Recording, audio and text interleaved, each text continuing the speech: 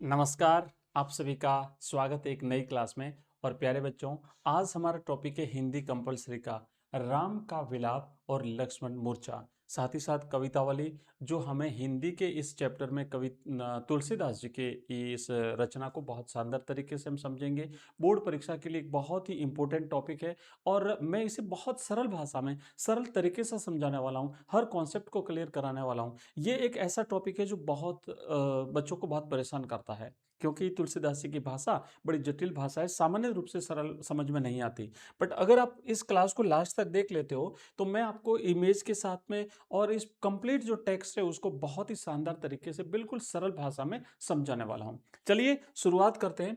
तुलसीदास जी यहां पर कहते हैं, एक्चुअली उनके समय में, है ना, उनके समय में जो स्थिति थी समाज की, एक भयंकर गरीबी और बहुत ही एक वेदनापूर्ण स्थिति जो बनी हुई थी, उसका वर्णन करते हुए कवि तुलसीदास जी कहते हैं कि इस समस्त कठिनाइयों का निवारण जो है वो है भगवान श्री राम का नाम। अगर आप भगवान का नाम लेते हैं, अगर आप राम का नाम लेते हैं, तो आप इस समस्या से जो है वो छुटकारा पा सकते हैं। तो देखो भाई क्या कहते हैं कि किस भी किसान कुल बनिक भिखारी भाट चाकर चपल नट चोर चार चेटकी। अब देखो ध्यान दो कि उस समय समाज में किसबी का मतलब होता है मजदूर, किसबी का मतलब होता है दिहाड़ी काम करने वाला मजदूर, किसान कुल का मतलब होता है किसान जो खेती बाड़ी करता है, बनिक का मतलब होता है व्यापारी। ठीक है, एक एक शब्द का अर्थ याद करना। बनिक का मतलब होता है व्यापारी, ठीक है ना, यहाँ पे सब कुछ लिखा हुआ है। बनिक का मतलब होता है व्यापारी, भिखारी का मतलब होता है भिक्षुक जो भिक्षा मांगता है, भाट का मतलब होता है जो चारण होते हैं ना, जो चौपड़े रखते हैं, जो वंशावली रखते हैं। इसके अलावा चाकर का मतलब होता है नौकर चाकर, है, नौकर अपन कहते हैं ना, नौकर चाकर।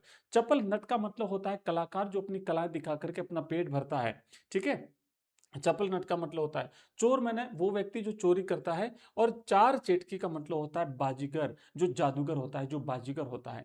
मतलब अपने समय के समाज के जो निम्न तबके के जितने भी व्यवसाय थे उन समस्त व्यवसायों को शामिल कर लिया। और तुलसीदास जी कहते हैं कि ये सभी लोग क्या करते हैं, पेट को पढ़त गुण गढ़त चढ़त गिरी। ये अपना पेट पालने के लिए भिन्न भिन्न प्रकार के कार्य करते हैं। ये सभी लोग केवल और केवल पेट भरने के लिए ही क्या करते हैं, पढ़ते हैं, अलग अलग काम करते हैं। क्या काम करते हैं, कोई पढ़ता है ना, कोई कलाएं सीखता है, अनेक कलाएं सीखते हैं, गुण गढ़त चढ़त गिरी। और कुछ लोग पहाड़ों पर भी चढ़ते हैं, है ना, पर्वतारोहण का काम करते हैं। तो अनेक कलाएं सीखते हैं, पहाड़ों पर चढ़ते हैं। और अटत गहन गन अहन अखेट की। गहन गन का मतलब होता है घने जंगल में, घने वनों में क्या करते हैं, अखेटकी का मतलब होता है शिकार करने के लिए घूमते हैं। कुछ लोग घने जंगलों में शिकार करने के लिए घूमते हैं, दिन भर शिकार के लिए घूमते हैं। तो इस तरीके से समाज का हर व्यक्ति अपना पेट भरने के लिए, क्योंकि उस समय अनाज नहीं था, उस समय भूखमरी थी, उस समय गरीबी थी, उस समय समाज में बहुत तकलीफ भरे दिन थे लोगों के। तो ये सारे लोग अपना अपना पेट भरने के लिए भिन्न भिन्न प्रकार के यत्न करते हैं, जतन करते हैं, काम करते हैं। प्यारे बच्चों, तुलसीदास जी ऐसा कहते हैं। आगे देखो क्या कहते हैं, ऊंचे नीचे कर्म धर्म अधर्म करी पेट ही को पचत बेचत बेटा बेट की। अब समाज के ये समस्त विविध संप्रदाय, विविध कार्य करने वाले जो लोग थे, ये लोग पेट भरने के लिए अच्छे बुरे कर्म और धर्म अधर्म करते हैं। ऊंचे नीचे कर्म, ऊंचे नीचे का मतलब होता है अच्छे बुरे, जैसा भी कर्म बन पड़ता था करते थे पेट भरने के लिए। धर्म अधर्म यानी धर्म भी करते थे, अधर्म भी करते थे। पेट ही को पचत बेचत बेटा बेट की, और साथ ही साथ अपने पेट की खातिर, पेट ही को पचत का मतलब होता है अपने इस पेट की खातिर वे अपने ही बेटा और बेटे तक को बेच देते थे।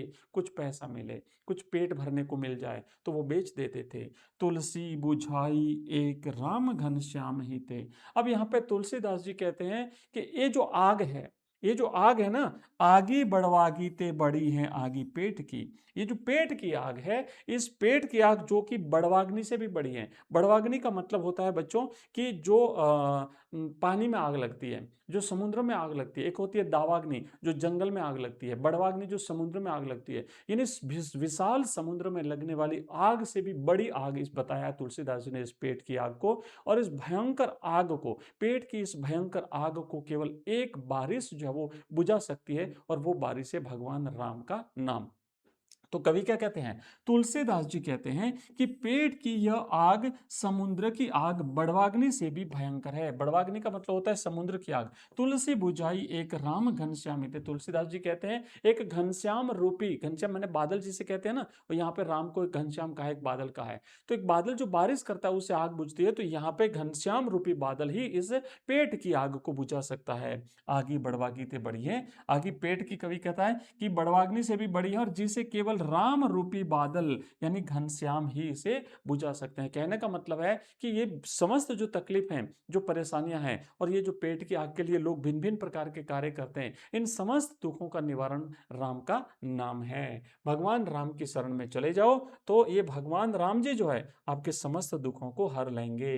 आगे क्या कहते हैं कवि, खेती न किसान को, भिखारी को न भीख, बली बनीक को बनीज, न चाकर को चाकरी। अब कोई काम नहीं रहा है, इतनी गरीबी, इतनी भयंकर भूखमरी है और अकाल है। और कवि क्या कहते हैं कि अकाल और भयंकर गरीबी के कारण किसान की खेती नष्ट हो गई है। खेती न किसान को, किसान की खेती नहीं रही, इतना भयंकर अकाल पड़ा, इतनी भयंकर गरीबी के कारण अब किसान के पास खेती करने के लिए जो है वो नहीं है। भिखारी को भीख नहीं मिलती, भिखारी मांगने के लिए जाता है पर कोई देता नहीं, क्योंकि किसी के पास है ही नहीं तो देगा कौन भाई। और बनीक को बनीज, न चाकर को चाकरी, साथ ही साथ व्यापारी का व्यापार ठप हो गया है, और नौकरों की नौकरी, नौकरों को नौकरी नहीं मिल रही है। चाकर को न चाकरी, जीविका विहीन लोग, सिद्धिमान सोच बस। बिना जीविका के, जीविका का मतलब होता है अपनी अपनी आजीविका, किसी के पास कोई काम धंधा नहीं है तो आजीविका न होने से दुखी होकर के लोग एक दूसरे से पूछते हैं कि कहां जाए और क्या करे। सिद्धिमान सोच बस, लोग केवल ये सोचते हैं। कहे एक एकन सो, एक दूसरे से कहता है, एक व्यक्ति दूसरे एक से कहता है कहां जाई क्या करी। अब बताइए कहां जाए, क्या करें, कैसे पेट भरें, कैसे गुजारा करें। तो ये स्थिति थी समाज की, और इन समस्त विविध जटिल इस सामाजिक स्थिति से निवार या दुखों से निकलने का एकमात्र कारण भगवान राम का नाम बताते हैं तुलसीदास जी। देख लो भाई, किसी के पास कुछ नहीं, किसान के पास खेती नहीं, व्यापारी के पास व्यापार नहीं, भिखारी के पास भिक्षा नहीं, और ऐसी भयंकर इस आग में कवि आगे कहते हैं कि वेद हूं पुराण कहीं, लोक हूं बिलोकयत। वेदों में, पुराणों में सबने कहा है, कवि तुलसीदास जी कहते हैं कि इसमें भी कहा गया है, और साथ ही साथ लोक यानी संसार में भी देखा गया है। लोक हूं बिलोकियत, बिलोकित मैंने देखना, इस लोक में भी, इस संसार में भी, इस जगत में भी ये देखा गया है। सा करे सबे पे राम, रावरे कृपा करे। अगर अगर भगवान राम कि इस संकट के समय भगवान राम कृपा करें तो ही इन दुखों का नाश हो सकता है। अब क्या कहते हैं, दारिद दसानन दबाई दूनी, दीन बंधु। दारिद का मतलब होता है दरिद्रता, गरीबी। ये दसानन के समान, दसानन मैंने रावण जिसके 10 सिर थे। तो अब क्या कहते हैं कि आप ही सब कृपा करते हैं हे दीन बंधु, मतलब भगवान राम जी से कहा गया है। और आगे कहते हैं कि आज दरिद्रता रूपी रावण ने पूरी दुनिया को दबा रखा है। दारिद दसानन दबाई दूनी दीन बंधु, हे दीन बंधु, हे दीन दुखियों के स्वामी भगवान राम, ये दरिद्रता ने, इस गरीबी ने इस संपूर्ण संसार को अपने प्रभाव में दबा रखा है। दूरित दहन देखी तुलसी हाहा करी। अब यहां पर कवि ये कहते हैं कि पाप की इस आग ने, दूरित दहन का मतलब होता है कि इस पाप की आग को देख करके तुलसी हाहाकार कर रहे हैं। कितना पाप हो रहा है इस संसार में, कितने दुखी हैं लोग, और इसको देख करके तुलसीदास जी हाहा कर रहे हैं, बहुत दुखी हो रहे हैं। प्यारे बच्चों, चलो आगे बढ़ते हैं। मैं एक निवेदन करना चाहूंगा आपसे, अगले पद की तरफ हम आगे बढ़ते हैं। अगर आपको ये क्लास पसंद आ रही है तो एक बार वीडियो को हाइप करिए, लाइक करिए, अपने दोस्तों के साथ शेयर करिए। मैं आपके लिए ऐसी क्लासेस लाता रहता हूं। मैं आपके लिए हर सब्जेक्ट की, हिंदी के अलावा हिंदी साहित्य, English compulsory, geography, political science, सारी क्लास मैं आपके लिए अवेलेबल कराऊंगा। बस आप क्लास को लाइक करिए, शेयर करिए, अपने दोस्तों के साथ ज़्यादा से ज़्यादा शेयर करें। और मैं आपको बता दूं कि रोज़ शाम को 8 बजे हमारी लाइव क्लास होती है। उस लाइव क्लास क्लास में आइए, आपके डायरेक्ट डाउट क्लियर होंगे और वहाँ पे अलग अलग सब्जेक्ट्स की लाइव क्लास होती है। साथ ही साथ ये जितने भी नोट्स हैं, अगर आप चाहते हैं तो आप हमारे ऐप को डाउनलोड कर लीजिए। लिंक इस वीडियो के डिस्क्रिप्शन में दिया हुआ है हमारे व्हाट्सएप ग्रुप और टेलीग्राम का, और व्हाट्सएप ग्रुप और टेलीग्राम को वहाँ पे आपका हमारे ऐप का लिंक मिल जाएगा। ठीक है। साथ ही साथ हमने एक अलग अलग जो टेस्ट सीरीज बनाई है अलग अलग सब्जेक्ट वाइज, वो टेस्ट सीरीज तो इतनी शानदार है कि आप जो टेस्ट जब सबमिट करोगे ना, तो सबमिट करते ही आपका रिजल्ट आपको तुरंत पता चलेगा, कितने सवाल आपने किए, उसमें से कितने राइट हुए, कितने गलत हुए। और उसके बाद 2 घंटे बाद आप वहां देखेंगे तो आपको अपनी रैंक भी शो हो जाएगी कि जितने बच्चों ने टेस्ट दिया उसमें से आप कहाँ रैंक कर रहे हैं, तो आपको अपनी कॉम्पिटिशन का पता चलेगा। ये सारी चीजें आपको इस वीडियो के डिस्क्रिप्शन में हमारे व्हाट्सएप ग्रुप और टेलीग्राम में मिलेगी। चलिए आगे बढ़ते हैं, और ये रहा हमारा अगला पद। कवि क्या कहते हैं कि तुलसीदास जी भगवान राम जी की सेवा में अपने आप को समर्पित हैं, और कहते हैं कि भाई चाहे मुझे संसार कुछ भी कहे, मुझे कोई फर्क नहीं पड़ता, मैं तो केवल भगवान का नाम लेता हूं। और कहते हैं कि धूत कहो, अवधूत कहो, रजपूतु कहो, जोलाहा कहो। तुलसीदास जी कहते हैं, यानी कवि समाज के जाति पाति के भेदभाव पर प्रहार करते हुए कहते हैं कि कोई मुझे धूर्त कहे या फिर कोई मुझे सन्यासी कहे। धूर्त कहो या अवधूत कहो, अवधूत का मतलब होता है अघोरी, है ना, जो केवल अपने अपने इष्ट का स्मरण करता रहता है हमेशा, उसे कोई फर्क नहीं पड़ता है। आप मुझे धूर्त कहो, धूर्त मैंने आप मुझे अन्यायी कहो, आप मुझे पापी कहो, या आप मुझे साधु संत कहो। रजपूत कहो, कोई चाहे मुझे राजपूत कहे या मुझे कोई जुलाहा कहे, मुझे कोई फर्क नहीं पड़ता है। काहू की बेटी सो बेटा न ब्याहत, काहू की जाति बिगाड़ न सो। कहते हैं भाई मुझे अपनी बेटी का विवाह किसी से, या मुझे अपने बेटे का विवाह किसी से नहीं करना, और न मुझे मैं किसी की जाति बिगाड़ता हूं। यहाँ पे कहते हैं कि आप कि मुझे धूर्त कहे या सन्यासी कहे, मुझे राजपूत कहे या फिर मुझे जुलाह कहे, मुझे कोई परवाह नहीं है, मुझे किसी की कोई चिंता नहीं है। मुझे किसी की बेटी से अपने बेटे का विवाह नहीं करना जिससे मैं किसी की जाति बिगाड़ूं।